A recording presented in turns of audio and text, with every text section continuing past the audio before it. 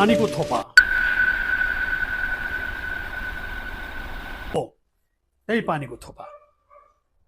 सल्ल बगेको गङ्गामा त्यो पानीको थोपा टप्प चुइदा गङ्गा जल भएर बग्छ। हो त्यही पानीको थोपा कुनै पातमा शीत बनेर झर्दा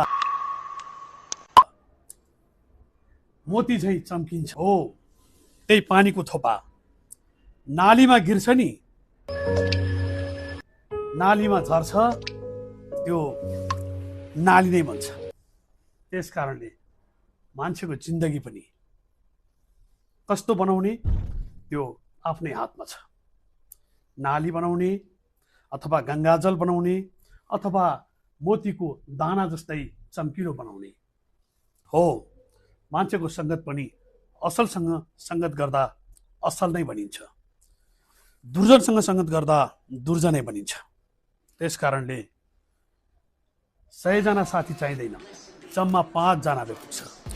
5 जना साथी 100 जना भन्दा धेरै माथि।